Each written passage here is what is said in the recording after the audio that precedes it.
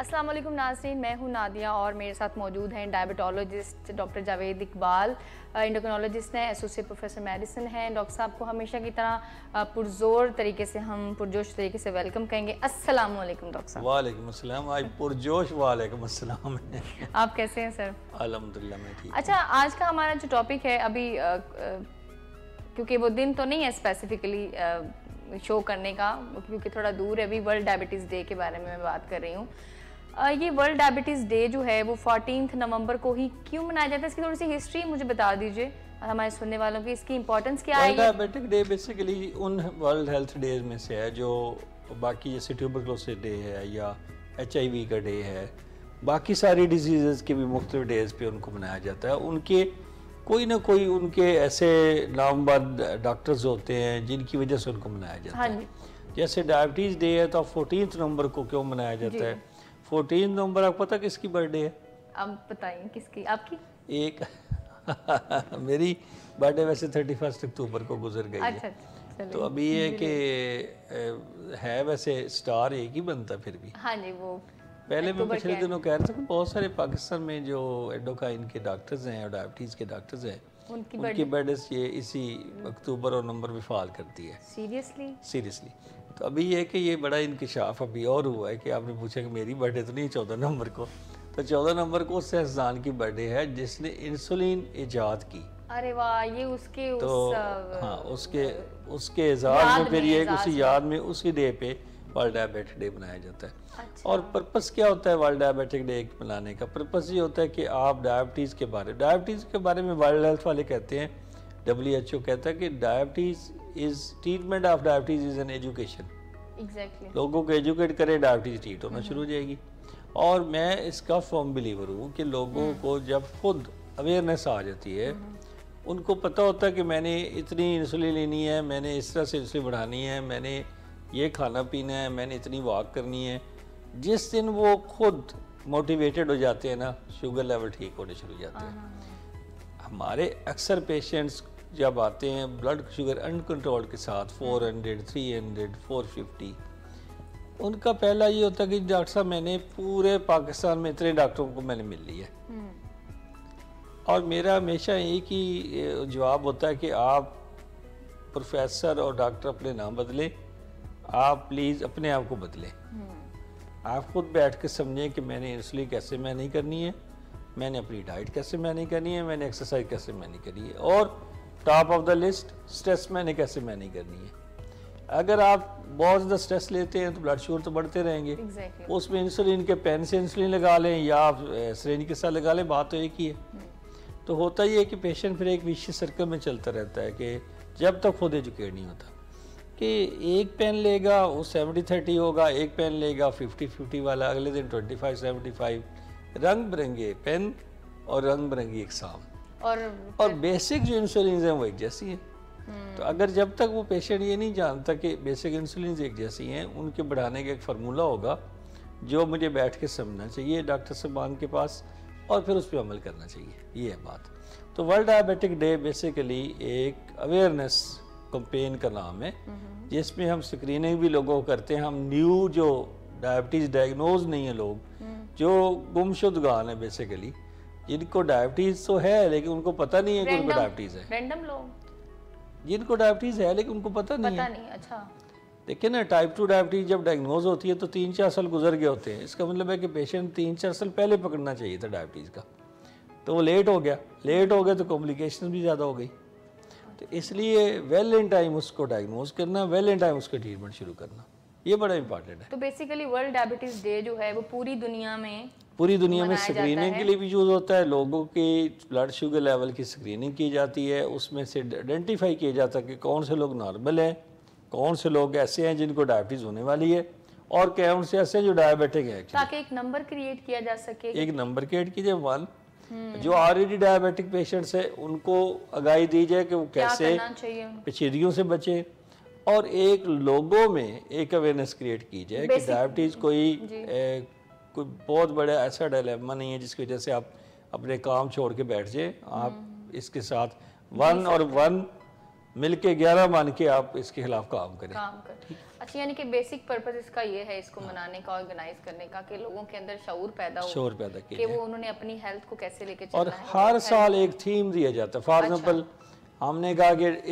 इस साल हमने डायबिटीज और आई डिजीजेज पे हमने करना है, डायबिटिक आई डिजीज पे। तो अब लोगों को आई डिजीज के वाले से अवेयरनेस क्रिएट होगी, उस पर लेक्चर्स होंगे, उस पर सेमिनार्स होंगे, उस पर मुख्तलिफ जो ऑर्गेनाइजेशंस हैं, नॉन NGOs जो हैं जिनको कहते हैं, और जो सरकारी ऑर्गेनाइजेशन हैं, जो दोनों मिलके अपने अपने उसको उसके ऊपर सेमिनार्स मीडिया भी ऑब्वियसली जब सेमिनार्स होते हैं। तो अब ये है कि पहले तो आपको पता है कि अखबार होता था।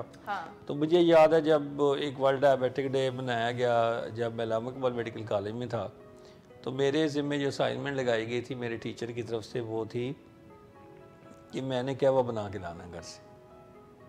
इसके पीछे क्या मकसद मकसद ये था, हमने वो सारी डाइट्स दिखाई जिनमें कैलोरीज नहीं है और जिनमें चीनी नहीं है, जिनमें शुगर नहीं है। अच्छा, यानी कि उन खानों की अहमियत को उजागर करना जो कि तो वो पब्लिक सेमिनार होता था। तो पब्लिक आती थी अलमरा हॉल में, और अलमरा में बहुत सारे प्रोफेसर इकट्ठे हो जाते थे। उस प्रोग्राम का नाम होता था, अभी भी होता होगा, अब तो कोविड की वजह से शायद ना हो इस दफ़ा। उसका नाम था मायरीने ज़ियाबीतस मरीजों के रूबरू। वाह वाह वाह। अच्छा, तब फेसबुक तो नहीं होती थी कि मायरे ज़ियाबीतस मरीजों के रूबरू हों। अब तो फेसबुक आ गई, तो आप मायरीने ज़ियाबीतस मरीजों के रूबरू हर हफ्ते आ जाते हैं। अब तो ऐसे हो गया ना। तो तब ये सिस्टम नहीं था, तो इसलिए जो उसकी शऊर उजागर करना होता था तो वो सिर्फ अखबारों के थ्रू होता था। अच्छा, सोशल मीडिया या मीडिया की इंपॉर्टेंस अपनी जगह है, आप दुरुस्त फरमा रहे हैं कि चलो अब जो है फेसबुक पे डॉक्टर्स बैठ जाते हैं, बातें करते हैं, और 1 to 1 की अपनी बात है। लेकिन 1 to 1 जैसे मैं इसी हाल में जहाँ पे अभी हम बैठे हैं, इसी हाल में मैंने वीकली सेशंस भी किए हुए हैं डायबिटीज के बारे से, और वो 1 to 1 सेशंस होते थे। उसका इम्पैक्ट और होता है। पहला सेशन भी ये हमारे इसी हाल में नीचे एक हाल है, पहले उधर तो फिर इधर होते थे सेशन। तो ज़्यादातर हम डेली सेशन भी करते थे एक ज़माने में, जब ये फेसबुक्स और व्हाट्सएप का चक्कर नहीं था। तो यहीं पे सेशंस होते थे, सारे लोग आते थे, अपनी एजुकेशन ले जाते थे डायबिटीज़ के हवाले से। और मैं समझता हूँ जो उस वक्त हमने एजुकेट किए लोग, उन्होंने आगे लोगों को एजुकेट किया होगा। तो ये एक सिलसिला है जो चलता रहता है पढ़ाई लिखाई वाला। ठीक है, ठीक है। तो इसी तरह से अब हम फेसबुक के ज़रिए सारा कुछ लोगों को एजुकेट कर देते हैं, और ये अच्छा है। एक मोबाइल पे जस्ट क्लिक किया और देख लिया सारा कुछ। ख़ास तौर पे अभी आपको पता कोविड सिचुएशन चल रही है और टेली मेडिसिन का दौर है, तो अभी आपके लिए एक मजमा इकट्ठा करके उस पर बात करने से बेहतर है। दूसरा ये भी है ना कि आपका मैसेज कहाँ का जाता है, आपका मैसेज दुनिया जहान में जा रहा है अगर आप फेसबुक से कर रहे हैं, और अगर आप व्हाट्सएप के जरिए भेज रहे हैं तो भी चले, एक लिमिटेड ग्रुप को जरूर जा रहे हैं। जबकि अगर आप एक अलमरा हाल में लोगों को इकट्ठा कर लें तो आप 1000 कर लेंगे ज़्यादा से ज़्यादा। तो इसलिए वो पॉसिबल नहीं। फिर लोगों की आजकल की जो लाइफ है वो टफ है, बिजी हैं लोग, कहीं जा रहे हैं अपने काम पे, तो इसमें बहुत ईजी है, वो बैठे हैं और बैठ के सुन लिया अपना सारा। लेकिन डॉक्टर साहब ये अभी एक्सेस जो है वो बहुत कॉमन है। आई नो कि आप लोगों के पास, लेकिन बहुत कुछ लोगों के पास फ़ोन, कुछ लोगों को बिल्कुल नहीं अवेयरनेस है। उनके लिए क्या किया जाए, वो उनको कैसे पता चले? अच्छा, PTV तो हर जगह आता है ना। PTV, हाँ PTV। अब आप बताएं ऐसी कोई जगह है जहाँ PTV का नेटवर्क नहीं है, रेडियो पाकिस्तान नहीं है, वहाँ पे है ना।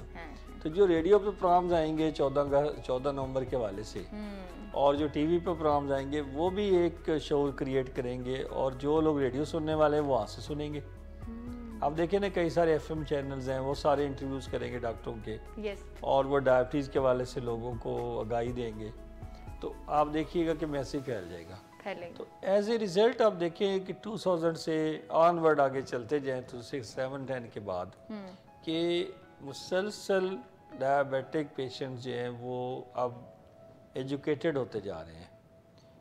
उनको पता है कि हमने कैसे डाइट को मैनेज करना है, उनको अपनी वॉक का पता है, उनको सारे प्लान्स पता है, और वो कई ज़्यादा आगाही रखते हैं जो पेशेंट हम 1990s में देखते थे। वो जो पेशेंट्स की तो सिलसिले थे वो और थे, और अभी जो पेशेंट्स हैं, अभी पेशेंट्स बहुत ज़्यादा एडवांस टेक्नोलॉजी से फ़ायदा भी लेते हैं और लोगों को भी मशवरा देते हैं। अब आपको कम पेशेंट ऐसे मिलेंगे जो ये कहें कि हमने इंसुलिन तो नहीं लगवानी। अच्छा, फर्क पड़ा? फर्क पड़ गया ना। ओके। अच्छा, पहले आपका क्या होता था कि इंसुलिन आप लगाएं तो आप लोग आगे से उसके बारे में परेशान हो जाते थे कि ये तो बहुत मुश्किल चीज़ हालांकि है। इंसुलिन इतनी अच्छी चीज़ है। तो अब लोगों का ये नहीं होता कि हम इंसुलिन लगवाएं। अब इंसुलिन तो उनको पता ही होता है, वो कहते हैं इंसुलिन के अलावा कोई ऐसे ही इंजेक्शन भी आ गए जिनसे मोटापा भी कम होता और शुगर भी कंट्रोल होती हो। तो मैं कहता हूँ बिल्कुल, पाकिस्तान में 2 किस्म के इंजेक्शन अवेलेबल है, एक विक्टोज़ा है, एक ट्रूलिसिटी है। तो विक्टोज़ा भी अवेलेबल है, ट्रूलिसिटी, ये दोनों वेट भी कम करते हैं लेकिन ब्लड शुगर भी कम नहीं करते हैं और भूख भी आपकी कंट्रोल करते हैं, हाइपोग्लाइसीमिया भी तरह नहीं करते। तो आप देखिए फ़ायदे ही फ़ायदे हैं ना। अब ये पेशेंट्स अक्सर आके इस तरह के क्वेश्चन करते हैं या पेशेंट्स आके ये क्वेश्चन करते हैं कि आपके फलां प्रोग्राम में ये आपने बात की थी, तो मैं उसके रेफरेंस से ये डिस्कशन करने आया हूँ। ठीक है, अब बात समझिए, अब ये अवेयरनेस फैल गई है ना।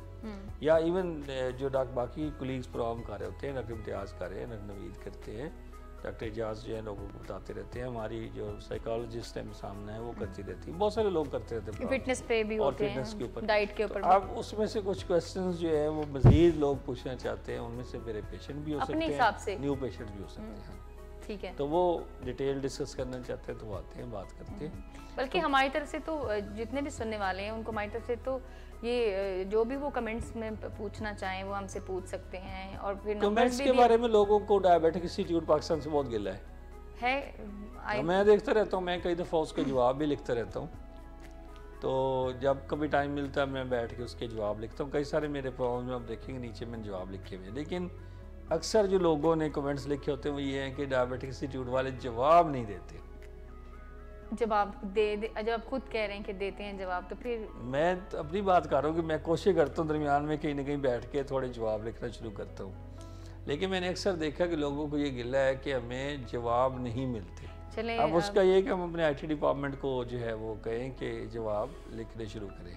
जवाब हम कोशिश करते हैं अपनी तरफ से लिखने की, लेकिन अगर किसी को गिला है तो हम अच्छा, कई ऐसे क्वेश्चन होते हैं ना, बनाने। मैं यहाँ पे चूँकि आज हमारी लाइट गपशप हो रही है, इस वाले से डायबिटीज़ डे भी करीब है और बातचीत हो रही है, तो जहाँ सारे लोग जो प्रोग्राम देख रहे हैं उनसे मैं रिक्वेस्ट करूँगा कि देखिए कुछ क्वेश्चंस ऐसे होते हैं जिनका जवाब देना मुश्किल होता है डॉक्टर के लिए। मसलन आप कहते हैं कि मैंने विटामिन B12 पे से प्रोग्राम किया, विटामिन B12 एफिशिएंसी पे बात की है। अब आप ट्रीटमेंट पे बात करेंगे तो क्या ट्रीटमेंट ऐसे होनी चाहिए कि एक प्रोग्राम में हम उसकी ट्रीटमेंट लिख के दे दें, या ट्रीटमेंट एक स्पेसिफिक पेशेंट की होनी चाहिए? हो सकता है एक पेशेंट ये वो अपना लेवल ले आए 200, एक पेशेंट 150 पर, एक 50 पे, जनरलाइज तो नहीं कर सकते। उन तीनों की डिफरेंट ट्रीटमेंट होगी और उनका जो प्रेस्क्रिप्शन जनरेट करना होगा, प्रेस्क्रिप्शन जनरेट होगा, फिर उसके हिसाब से इंजेक्शन लगेंगे।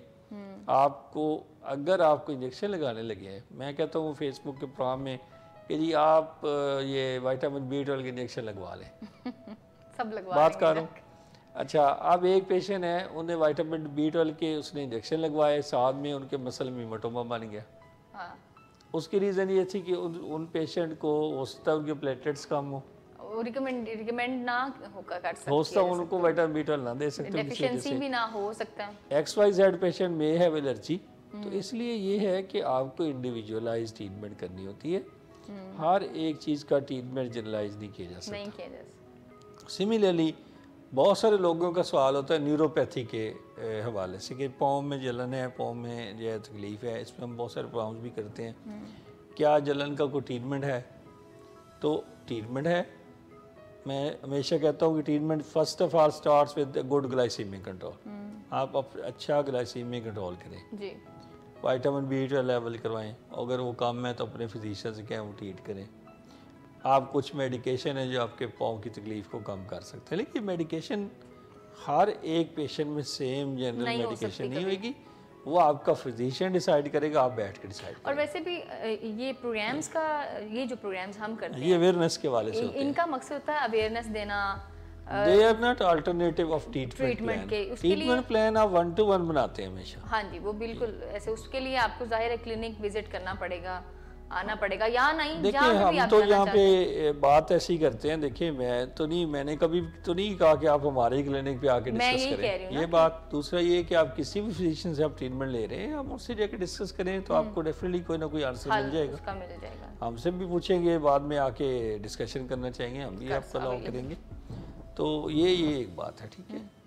अच्छा डॉक्टर साहब, अभी हम अवेयरनेस की बात कर रहे हैं। 14 नवंबर वर्ल्ड डायबिटीज़ डे अभी आने वाला है, आया तो नहीं है, लेकिन अभी क्योंकि कोविड की सिचुएशन भी चल रही है। आने वाला है। आज क्या डेट है? आज है 4, तो बस 10 दिन रह गए, मतलब 1.5 हफ्ता तो पड़ा है ना। अब अगला प्रोग्राम करेंगे तो 3 दिन रह जाएंगे। 3 दिन रह जाए। अच्छा, मेरा सवाल ये कि पूरी दुनिया में क्योंकि मनाया जाता है, उसका थीम भी एक रखा जाए। अच्छा, पाकिस्तान में इस दफ़ा या पूरी दुनिया में कोविड की सिचुएशन क्योंकि चल रही है, तो क्या चांसेस हैं कि सेम तरीके से उसी तरह से मनाया जाएगा या उसको या नहीं मनाया जाएगा? देखिए, हर कहते हैं ना वो कि necessity is mother of invention. Yes, यही कहते हैं, ज़रूरत ईजाद की माँ है। यस। तो जब कोविड सिचुएशन शुरू हुई थी तो लोगों को समझ नहीं आ रही थी कि हम क्लासेस कैसे लेंगे। एग्जैक्टली। फिर एक चीज़ आई, उसका नाम है जूम। फिर एक चीज़ है जिसका नाम वेबिनार है। वेबिनार कभी भी कामयाब नहीं हुए थे। पाकिस्तान में बड़ी कोशिश की गई कि वेबिनार्स कराएं जी, वेब बेस्ड। विलिंग वेज भी तो है, विलिंग वेज भी तो एक बहुत बड़ा चैनल है, वो भी तो अवेयरनेस दे ही रहा है लोगों को। नहीं, webinar, I know that is a different platform, उसमें लोग वेबिनार की बात कर रहा हूँ कि वेबिनार जो है वो ये था कि पहले वेबिनार्स नहीं होते थे, पहले जूम सेशन नहीं होते थे। तो अब ये है कि अभी एक जैसे व्हाट्सएप है ना, वैसे एक जूम है। आपने जूम का लिंक भेज दिया कि अच्छा भाई हम ये यहाँ पे मीटिंग करेंगे, आप जिसने ज्वाइन करना है वो इस लिंक के थ्रू हमें ज्वाइन कर लें। जैसे हम यहाँ प्रोग्राम कर रहे हैं, तो अगर हम ये लिंक भेज दें तो कुछ लोग हमें डायरेक्ट ज्वाइन कर लेंगे। वो हमारे से बातचीत भी कर सकते हैं, हम उनसे भी बातचीत कर सकते हैं और जवाबन बता सकते हैं कि ये हमारी क्या हालात है। ये हमने यहाँ प्रैक्टिस भी किया है, बड़ा अच्छा रिजल्ट है। तो ये इसको कहते हैं जूम सेशन, ये जूम मीटिंग्स। तो अब ये है कि चूँकि 1-to-1 सेमिनार या गैदरिंग्स करना मुश्किल होगी, तो जूम मीटिंग्स होंगी मुख्तलिफ जगहों पे। उसमें कोई हमारे प्रोफेसर लेक्चर देंगे तो वो सुन सकेंगे लोग, कुछ पब्लिक अवेयरनेस के मैसेजेस होंगे वो लोग सुन सकेंगे। डायबिटिक इंस्टीट्यूट पाकिस्तान भी इस पर कुछ ना कुछ करेगा, वो भी हम इस पे अपनी पेज पे शेयर कर देंगे। अच्छा, फिर ये है कि स्क्रीनिंग भी की जा सकती है, लिमिटेड लोगों को बुला के स्क्रीनिंग भी की जा सकती है। सेकंड, इस दफ़ा जो थीम है वो आपको पता है किस पे है? नर्सेस पे, role of nurses in prevention and management of diabetes. यानी एक तो उनको नर्सेज को अप्रिशिएट किया जाएगा कि उनका अच्छा रोल है, वो लोगों को एजुकेट करती हैं, और कम्युनिटी हेल्थ कम्युनिटी के अंदर जाके माशरे में उनके नर्सेज का बहुत रोल होता है, वो लोगों को एजुकेट करेंगे उनके काम को, और फिर उनमें प्रिवेंशन और मैनेजमेंट पे बात करेंगी कि भाई रोका कैसे जा सकता है डायबिटीज़ को, फिर अगर हो जाए तो मैनेज कैसे किया जाए। अब देखिए, वार्ड में हम इंसुलिन लेके आ जाते हैं, कौन लगाता पेशेंट्स को इंसुलिन? नर्सेज लगाती है। तो नर्स एजुकेटर का भी एक रोल है डायबिटीज़ की ट्रीटमेंट में। तो इस साल नर्सेज को हौसला अफजाई करने के लिए और नर्सेज के रोल को डायबिटीज़ में उजागर करने के लिए डे मनाया जा रहा है और इनकरेज करने के लिए। इस दफ़ा थीम ये था कि उनको भी अप्रिशिएट किया जाए, प्लस उनकी सर्विसेज को मज़ीद बेहतर किया पूरी दुनिया में एक ही ये वाली बात। और ये है कि जो नर्सेज की ओवरऑल कमी रहती है मुख्तलिफ सेंटर्स के अंदर, डायबिटिक सेंटर्स में, वहाँ पे लोग उसको फिल कर सके। अच्छा, ये वाली बात है। ठीक है, तो ये है जी, इस दफ़ा ऐसे होगा।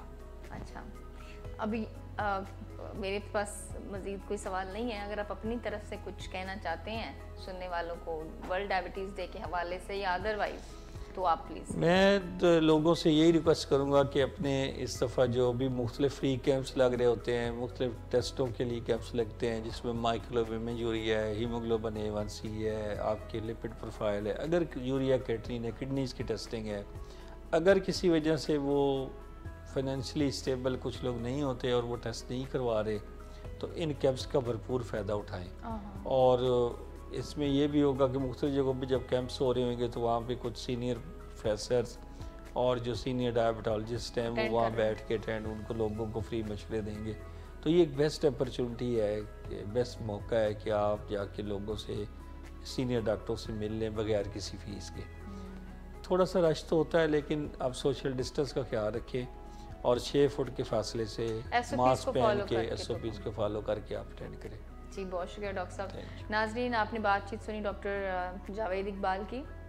वर्ल्ड डायबिटीज़ डे के हवाले से बात हो रही थी। अगले हफ्ते दोबारा से हम बात करेंगे वर्ल्ड डायबिटीज़ डे के हवाले से ही, और इसमें मज़ीद कुछ हम ऐड करेंगे अवेयरनेस के लिए। तब तक के लिए हमें इजाज़त दीजिए। अल्लाह हाफिज़।